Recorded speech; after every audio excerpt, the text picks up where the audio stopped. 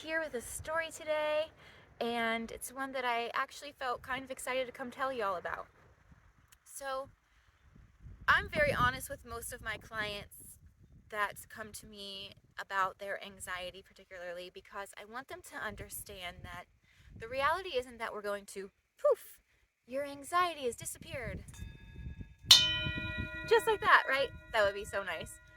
The truth is, I'm setting them up to succeed in being able to manage the anxieties of life, because sometimes life comes as a messenger and sometimes life just is really anxiety provoking. Like, the things going on around us are kind of scary, and the last thing I'm trying to do is to teach anyone to numb themselves out. What I'm really trying to teach people is that if they can build their confidence and their ability to manage their anxiety, they will be able to switch off the irrational anxieties, because those still come no matter how much you've been doing the work. Your girl here has been doing the work for some time here, and I still get triggered to have panic moments. But I will say, recently I was able to witness in myself how much the work was able to talk me out of this panic episode that I found myself in. So, I grew up in a lack. I grew up with a lack of financial stability and without my dad. So my mom was on her own, so there wasn't always a whole lot of space to be held for big feelings or processing. My mom really did the best she could, though, let me tell you. She was a rock star, is a rock star. My dad left when my mom was pregnant with me, and so there was that lack of connection from him, that lack of feeling wanted from him, that I've had to work really hard through. And most of my triggers are around relationships and money.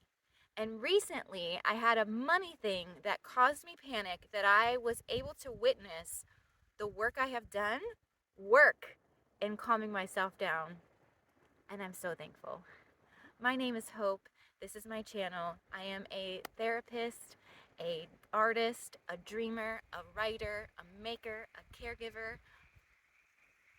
a girl from the earth who's inspired from the earth. And today I want to teach you how to recognize when the work you're doing is working.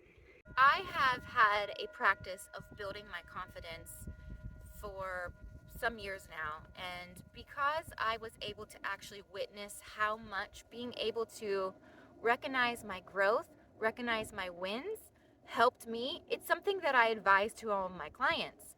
We have got to start celebrating every little thing that we do that we feel is an accomplishment, because that's how we get to do the big things. That's how we get to say, hey, I had a panic thing come up and I handled it. Is by recognizing all the other times we've handled life well, all the other times we've showed up in our best versions of ourselves. And so I have been practicing that and witnessing myself really being able to handle things in a way that I feel grateful for and is aligned with who I am.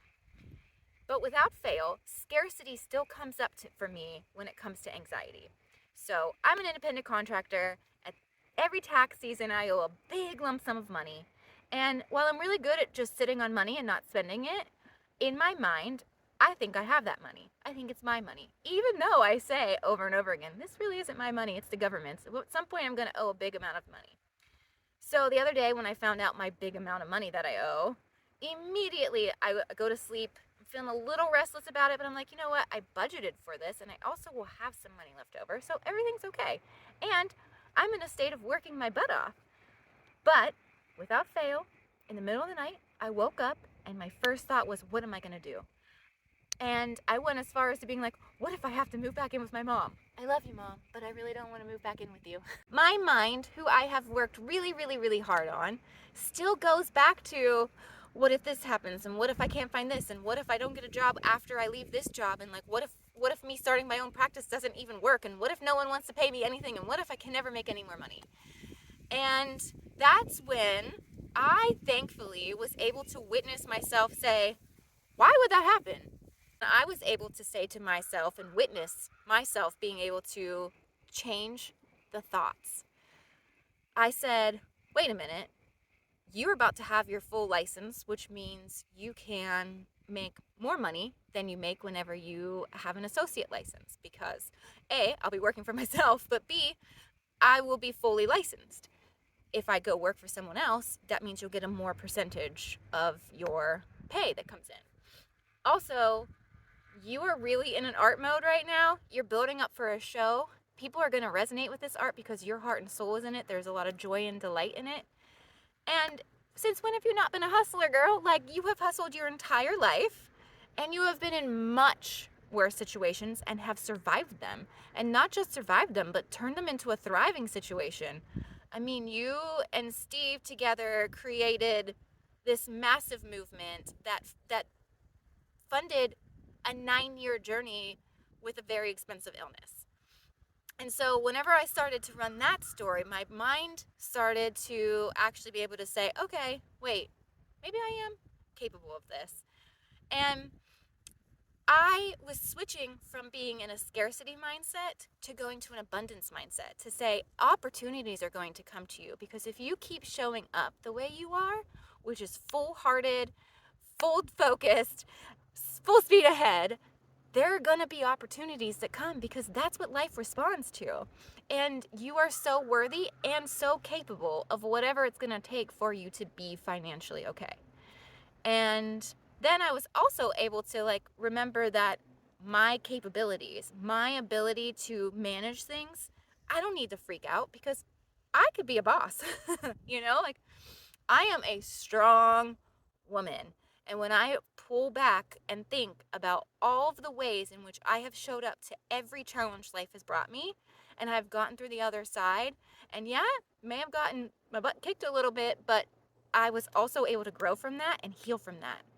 And how could I not recognize that the place I'm in right now leaves me as the most capable of being able to create abundance in my life and hopefully everyone's lives I interact with?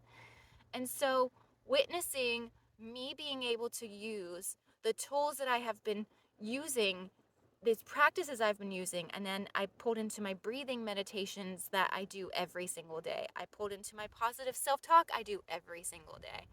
I pulled into the tapping into abundance that I do every single day. And because I tap into these every single day, in that moment of panic, I was able to actually settle myself down in about 30 minutes. And if you knew me prior to this episode, I once had panic attacks in the grocery store and had to literally go to the grocery store. I did immersion therapy with myself, hardcore, and I would go over and over and over and over again, and I would just try again. And eventually, I stopped having panic attacks in the grocery store. But to think about the fact that I was able to calm myself down in about 30 minutes, especially when this is one of my childhood wound type anxieties where I'm put back into scarcity, that is impressive. And I suppose a lot of people wish that those panics wouldn't even come, and that would be nice. However, that's not the way my brain works, and I love my brain. I love how thoughtful it can be, and I love how I've learned to work from overthinking to thoughtfulness. Things going on within the world around me that I have very little control over.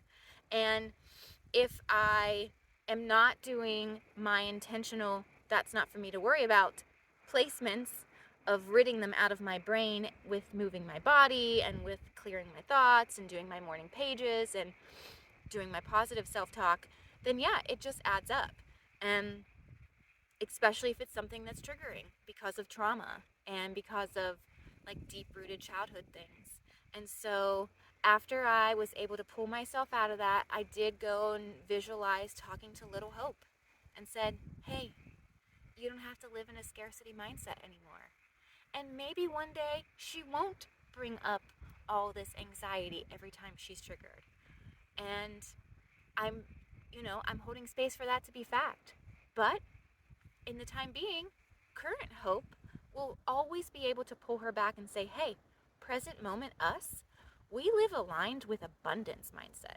We live aligned with knowing that we are very capable of doing anything it takes for us to be able to be successful, to be able to be stable, to be able to be okay. And my hope is that I get to a place where I am so on top of the world that I just pull everyone up with me. Like, I want y'all to be here with me. So I just want to remind you that if you're still getting triggered, that's not a failure. Allow yourself to witness the ways in which you are able to bring yourself back to your current grounded, peaceful, secure, hopeful self without judging the trigger, because it's going to happen. Life happens. But allow yourself to recognize, yeah, I still get panicked, but my goodness, have I come a long way in how I handle it. And woo, I am so happy.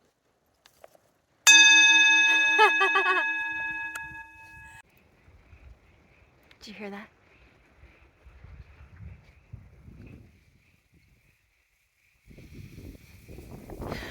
May nature hold you sweetly.